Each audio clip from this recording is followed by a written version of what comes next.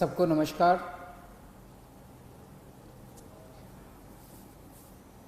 आज दिल्ली में लगभग 74,000 टोटल कोरोना के केस हो चुके हैं। 74,000 काफ़ी केसेस हैं, लेकिन इसको अगर हम थोड़ा समझने की कोशिश करें तो मैं यही कहूँगा कि अभी स्थिति काबू में है। चिंता की बात है, लेकिन घबराने की बात नहीं है। कुछ दिन पहले तक हम लोग लगभग 5 से 6 हज़ार टेस्ट रोज़ किया करते थे। जब हम 5 से 6 हज़ार टेस्ट रोज़ कर रहे थे तो 2 से 2,500 केस रोज आते थे पॉजिटिव।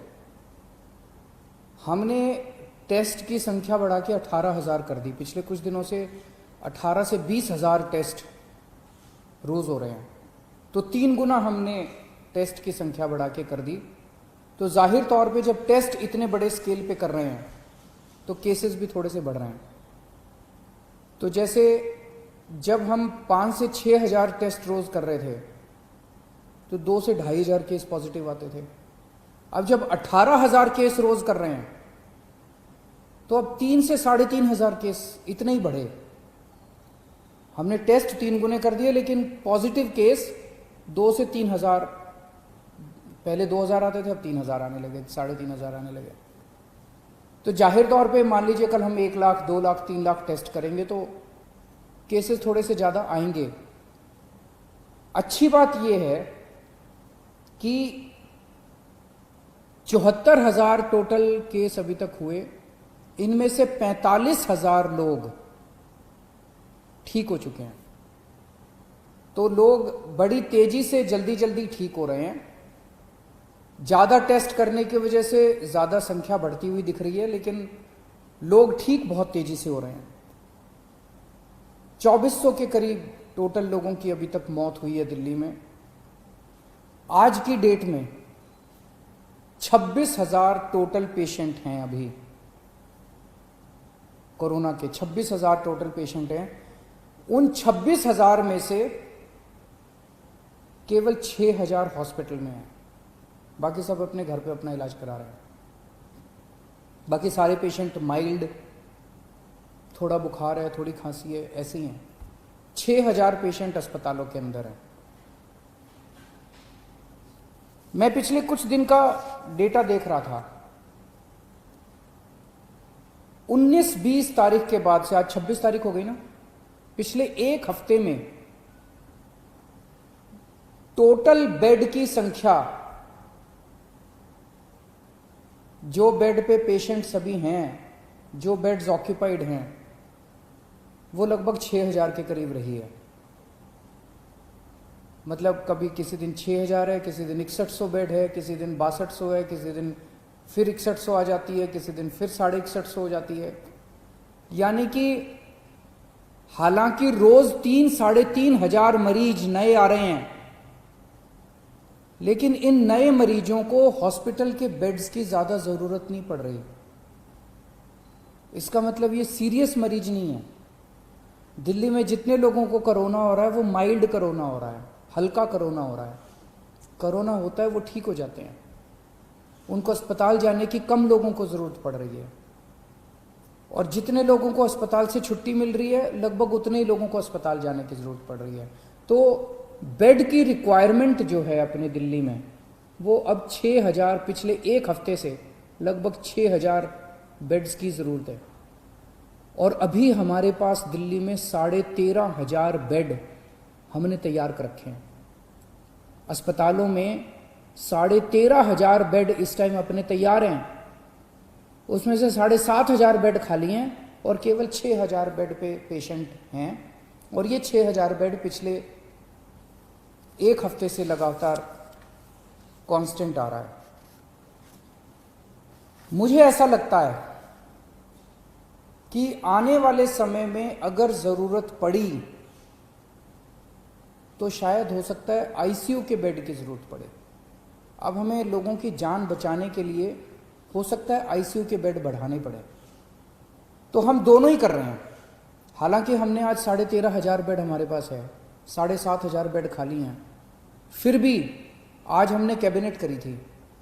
कैबिनेट में हमने बुराड़ी के अस्पताल में 450 बेड और बढ़ाने की परमिशन दे दी, उसका पैसा सैंक्शन कर दिया। दिल्ली के बैंक्वेट हॉल्स के अंदर, अभी आप लोगों ने अखबारों में पढ़ा होगा, मैं परसों गया था, एलएनजेपी हॉस्पिटल के सामने एक बैंक्वेट हॉल है, उस बैंक्वेट हॉल के अंदर 100 बेड का हमने इंतजाम किया है। ऐसे दिल्ली के जगह जगह बैंक्वेट हॉल्स के अंदर हम बैंक्वेट हॉल को अस्पताल के साथ जोड़ देंगे। उस बैंक्वेट हॉल में हम बेड, दिल्ली के कई सारे बैंक्वेट हॉल्स में बेड्स का इंतजाम कर रहे हैं। तो हम हाथ पे हाथ धर के नहीं बैठे। जैसा मैंने कहा, पिछले एक हफ्ते में 6,000 बेड से ज़्यादा की जरूरत नहीं पड़ रही। आज हमारे पास 13,500 बेड है, फिर भी कल के लिए हम तैयारी कर रहे हैं, परसों के लिए तैयारी कर रहे हैं। अगर बाई चांस ज़्यादा ज़रूरत पड़ती है तो हम उसकी तैयारी कर रहे हैं। बीच में कुछ दिन ऐसे थे, जून के महीने के पहले हफ्ते में, जब थोड़ी सी पूरे दिल्ली के अंदर बेड की कमी हुई थी, मेरे पास भी खूब फ़ोन आते थे। रात रात भर में लोगों के फ़ोन अटेंड करता था, उनके लिए बेड का इंतज़ाम करता था, इस अस्पताल में, उस अस्पताल में। अब स्थिति कंट्रोल में है।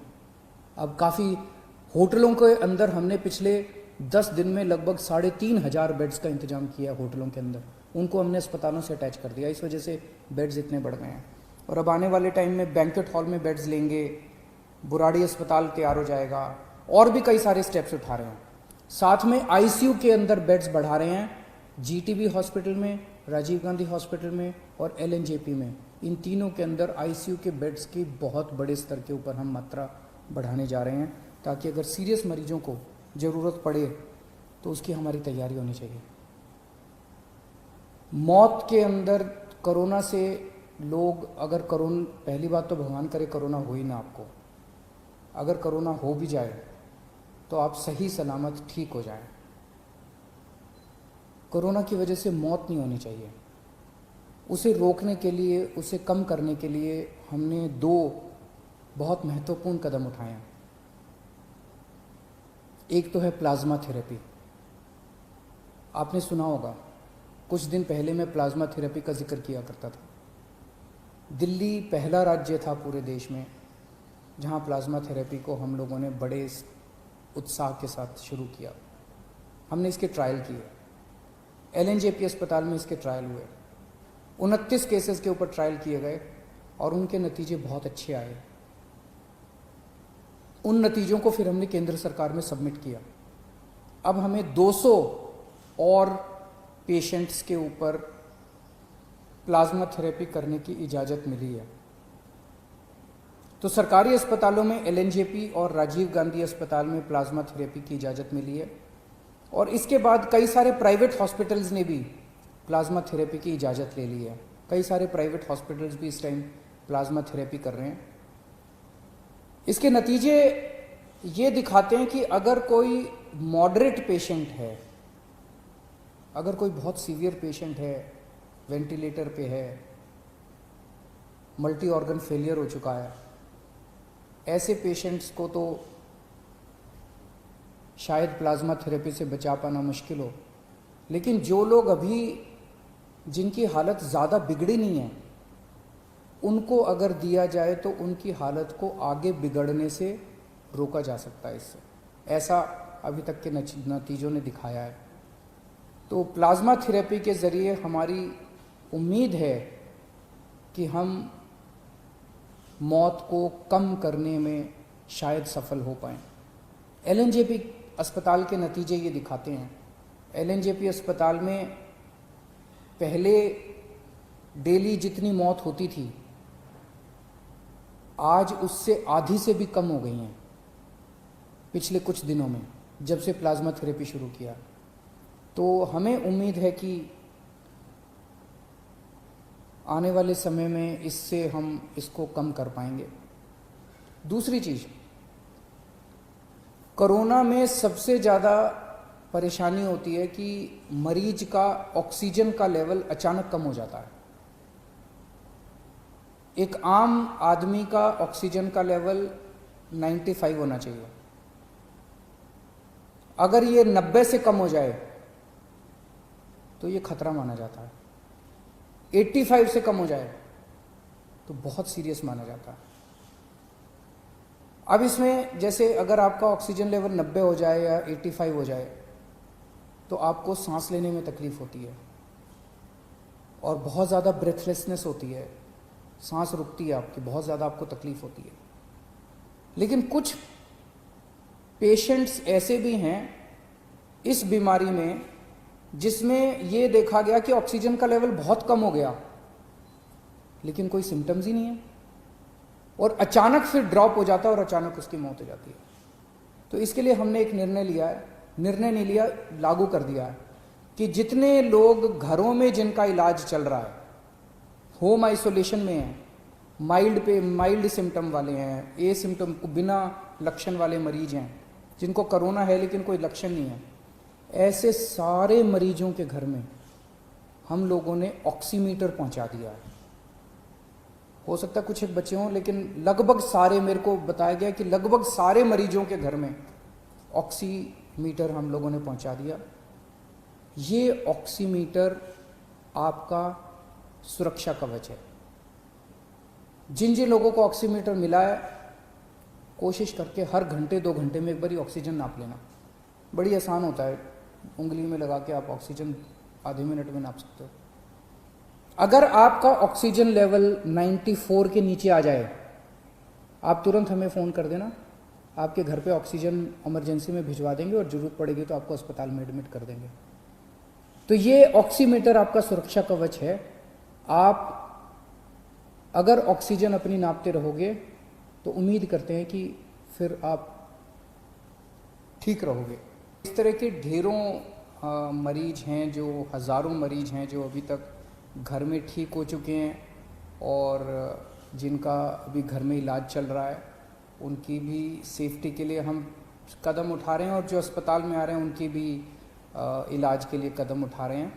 तो जो लोग बीमार हैं, भगवान से प्रार्थना करता हूँ जल्दी स्वस्थ हों, और जो लोग बीमार नहीं हैं, भगवान से प्रार्थना करता हूँ कि उनको कोरोना बिल्कुल ना हो। शुक्रिया।